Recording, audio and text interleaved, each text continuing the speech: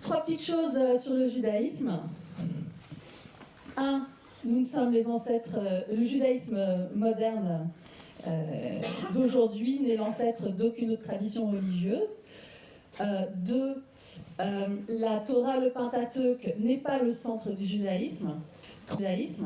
Trois, le judaïsme n'est pas la loi par opposition à l'amour. Le judaïsme n'adhère pas à l'Ancien Testament. Et si je dis ça, c'est pas parce que je suis une femme rabbin, c'est pas parce que je suis libérale. Pour la tradition juive, la Torah, le Pentateuque, c'est pas l'Ancien Testament, parce que quand on dit Ancien Testament, c'est en France, on croit qu'on comprend, alors que quand on dit Torah, c'est en hébreu.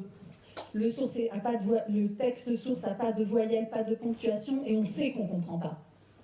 Ça, c'est un exemple de texte juif. Donc, tu as le texte, et on ne comprend tellement pas, ou il faut tellement l'interpréter, que tu as un commentaire ici, un commentaire là, et un commentaire du commentaire, et ça, c'est parce que c'est un texte pas très riche. Le texte central de la tradition juive, ce n'est pas la Torah, mais c'est l'enseignement oral de génération en génération. Et même, si un rabbin dit qu'il y a quelque chose dans la Torah, même si ça y est pas, on considère que ça y est dans le judaïsme. Vous voyez ?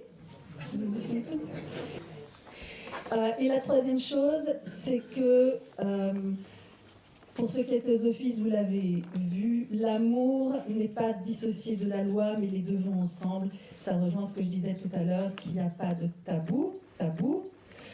Comme disait un rabbin célèbre, là où était le ça, le moi doit advenir. Non ? C'est vraiment très clair. Bon, je parle de Freud. Dans la tradition juive, pourquoi est-ce que la loi est associée à l'amour ? C'est parce que la pratique est associée à la pensée. C'est parce que le corps est associé aux valeurs. C'est parce que on essaye à travers notre corps de mettre en œuvre ce qui est important pour nous. C'est pour ça que quand on dit « ah, manger c'est bien », mais manger c'est quoi ? Comment est-ce qu'on mange ? Qu'est-ce qu'on mange ? Où on le mange ? Avec qui on le mange ? Qu'est-ce qu'on dit avant ? Qu'est-ce qu'on dit pendant ? Et ça, c'est pour ça que le judaïsme est super pointilleux sur les choses. C'est parce que chaque petite chose, c'est la garantie pour nous, en tout cas dans notre façon de faire, qu'on va être à la hauteur de nos valeurs. Donc, le judaïsme parle de sexualité. Page 13, work in progress, travail en cours. Ça, c'est la définition du judaïsme, en fait. Travail en cours. Qu'est-ce que c'est le judaïsme ? C'est quelque chose qui vient du passé, qui va vers l'avenir, et puis on est en train d'y travailler. Lisons le numéro 3, Brachot, donc c'est tiré du Talmud de Babylone. Quoi ? Rav Kahana entra, se coucha sous le lit de Rav, l'entendit discuter et jouer, et achever son désir avec son épouse. Quoi ? Il s'est caché sous le lit de... Quoi ? Il lui dit, non seulement ça, mais il fait une remarque. Il lui dit, il fait les commentaires, tu vois. La bouche de Abba semble comme si elle n'avait jamais mangé de plat chaud. Mais dis-moi, tu vois, Rav Kahana, il dit à Rav, waouh, c'est chaud sous ton lit, hein, waouh. Alors, Rav, il s'énerve un peu quand même, hein. Enfin, je sais pas, en tout cas, il lui dit, Kahana, tu es là, quoi ? Là, quoi ? Tu es là sous mon lit ? Sors de là ! Car c'est pas une façon de faire, de se cacher sous le lit des gens pour voir comment ils se comportent avec leurs femmes dans l'intimité. Non, mais ça se fait pas. Mais il se tait pas, Rav Kahana, il répond, hein, pas de problème. Il lui dit, c'est un enseignement, c'est une Torah. Et j'ai besoin d'apprendre.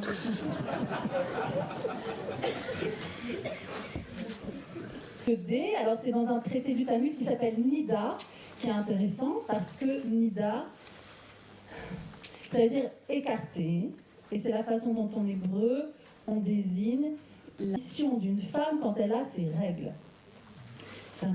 Pureté, impureté, on va revenir là-dessus tout à l'heure. Alors, utiliser son lit, ça veut dire faire l'amour, en fait. Et la question c'est, dans quelles conditions on peut le faire ? Est-ce qu'on peut faire l'amour à la lumière du jour ou pas ? Et si oui, pourquoi ? La formulation, ce sont des rabbins hommes qui écrivent à toutes les époques. Le contexte de la Bible, de la Torah, c'est un contexte d'une société patriarcale. Même si le contenu n'est pas fondamentalement sexiste, le point de vue est toujours masculin. Donc c'est toujours très intéressant pour les femmes comme pour les hommes d'inverser les rôles. Qu'est-ce qu'on dirait si on féminisait les mots, etc. Très important, ça permet aux hommes de faire tomber la pression sur ce sont eux qui ont le pouvoir, et ça permet aux femmes d'ouvrir le pouvoir du côté d'eux. Nous aussi, de notre point de vue aussi, ça aurait pu exister et ça existera.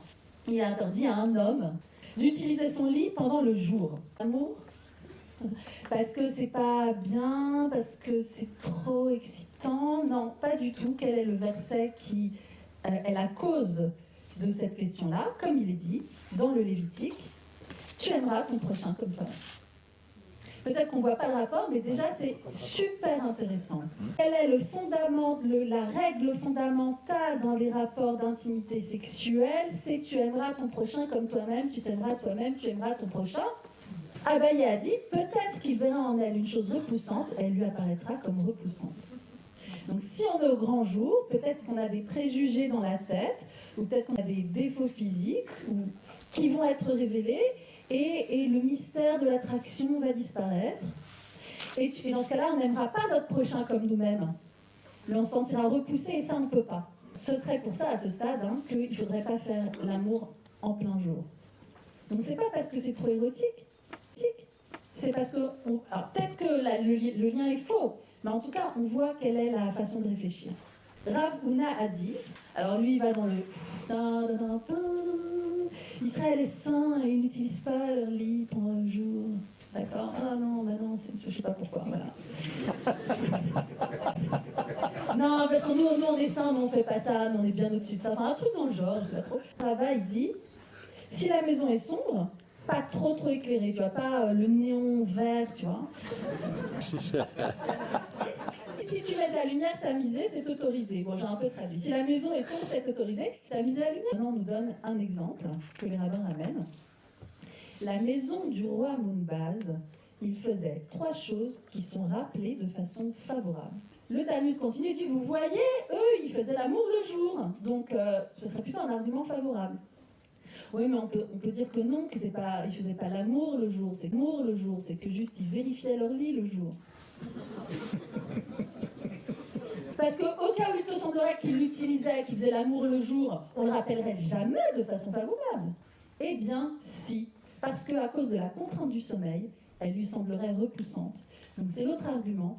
Comme tu dois aimer ton prochain comme toi-même. Tu dois être en forme quand tu fais l'amour avec ton épouse ou ton mari ou ton compagnon. Et donc, on est plus en forme le jour que la nuit, donc il faut faire l'amour le jour. Nida, la séparation des femmes au moment où elles ont leurs règles. Dans la tradition juive, la question c'est, est-ce que je suis en relation avec la vie ou est-ce que mon rapport à la vie a été perturbé? Je suis impure. C'est-à-dire que je ne suis plus en relation avec la vie, il faut que mon rapport à la vie soit rétabli, donc je m'immerge dans de l'eau, qui est le symbole de la vie, ça s'appelle un mikvé, j'en ressors, je suis de nouveau en rapport avec la vie. C'est pas que je suis sale, c'est pas que je suis nulle. Mon rapport avec la vie a été perturbé, c'est ce qu'on appelle impureté en français.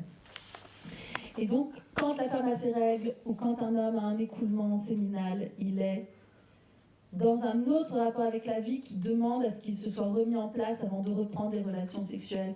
Et c'est intéressant de dire qu'il faut amener, encore une fois, tu aimeras le meilleur pour ton prochain comme toi-même.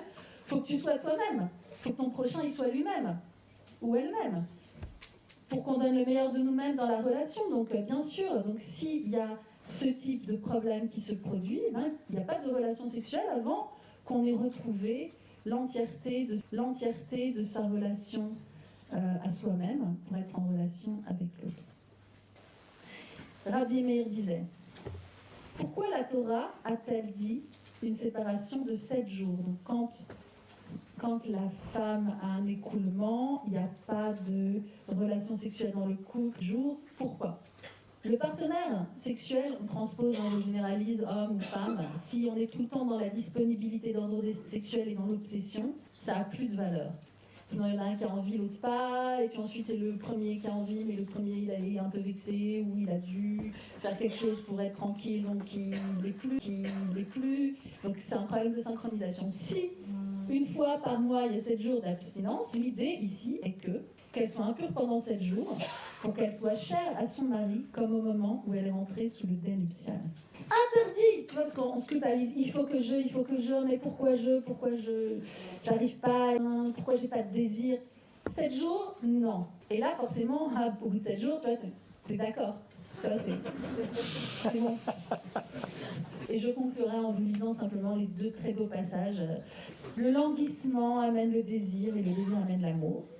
Et ce que je n'ai pas dit, c'est que le compagnonnage est fondamental, pas seulement la reproduction, qu'il faut être en rapport avec sa complexité à soi-même et qu'il faut être dans la relation et dans la responsabilité.